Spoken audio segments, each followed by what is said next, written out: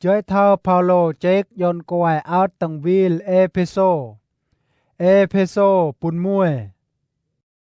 Cứ là rmư Paulo chết chơi thơ này cưới so tộc xăm out tầng vil Epheso. À lời cả buổi lữ smut Giêsu Christ. Cứ là quài dân chốt xây rưa yon ta à dương ở tây Giêsu Christ. Cứ sẽ dân chốt xây mbạ hai. Cập Giêsu Christ chào hai.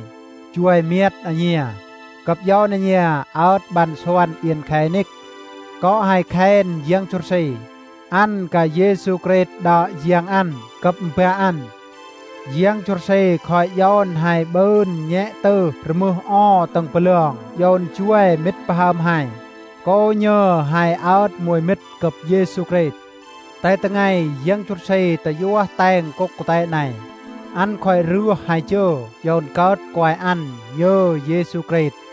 Ăn rửa hai, dọn hai cớt quài miar tạ ông nghề dân chốt xây sẵn. Cập dọn hai tờ bơn lô hình trâu dạng mát ăn. Cập có ăn ở dỗ hai.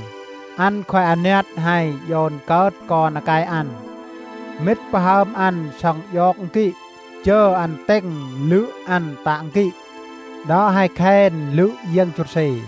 Ăn cả chuối miết hai sợi lự, dũa hai ớt mùi mít cập con ăn, cả ăn là dũa lự.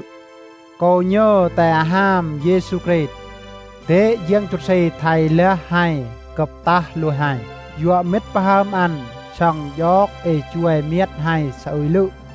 Ốc chuối miết ăn dôn lùi clia, cập ăn dôn hai cớt ngay cập đang lại.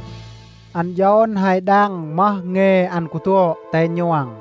Tay mah rmư ăn giót ta dọn hai cô nhớ tay Giêsu Christ. Nà ra tựa ngư. Giang chút xe tạ mâm mah rmư ăn khỏi tên tay nhoàng. Cấp ăn dọn cờ tòi lê. Nhẹ mah rmư tầng bờ lương cập của tay. Chơ Giêsu Christ tạ xuất nhẹ mah rmư kỳ. Mah rmư trâu giang chút xe nát. Lữ cợt nhẹ mơ mơ kỳ tầng cốc tại này. Cập ăn nét dọn hai cợt còn ăn lữ sư mượt nhờ Giêsu Christ. Ăn tạng kỵ đã dọn hệ cả cợt tộc đầu lữ quang tại Giêsu Christ. Có hệ khen chốc ăn không giang chút sĩ. Cập anh nhà anh. Tựa anh nhà tầm mừng pernai pê là pernai giang chút sĩ chua mong coi. Anh nhà khỏi xăm tê. Cập giang chút xây tạ tích anh nhà là quài ăn. Tựa ăn do nà nhà bơn tê rồi vi giang chút xây. Mà ăn khoai tên nhoàng.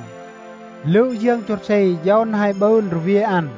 Đã có tích bà hai.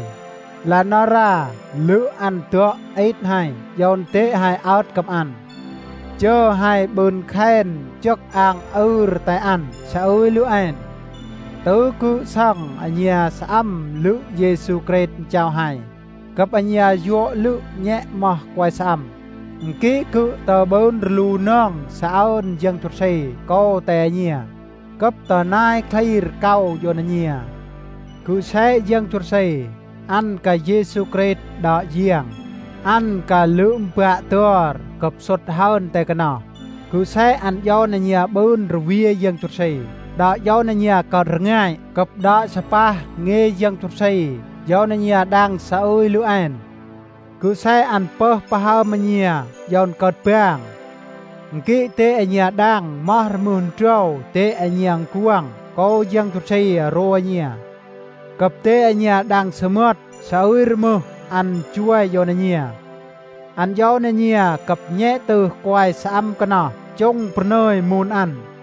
Cập tế nhà đang mà lẽ tùa chốc ăn chuối dọn hai cả xăm ăn. Chốc giang chút xây chuối dọn hai là tùa lự cập rèn lự. Mà chốc ăn chuối dọn Giêsu Christ từ mong lẽ tay của chết. Cập ớt bờ nơi cả tiêm ăn tầng bờ lường. Ăn dọn Giêsu Christ cọt sốt hơn tay nhẹ rmư tùa rmư bàn rèn. Cập nhẹ rmư có nọ coi độ giam tầng đời này cập tựa đời tuôn hở. Giang chút xây đã đủ rmư ở bươn tà lang ở dương Giêsu. Cập ăn dọn Giêsu cọt smut plau dọn tốp xăm. Tốp xăm là smut riêng tao ăn. plao có bơn to đọ cớt quài mà chẳng kỳ tê Giêsu có bơn tộc xăm mà nhẹ từ mar mơ kỳ có bơn Giêsu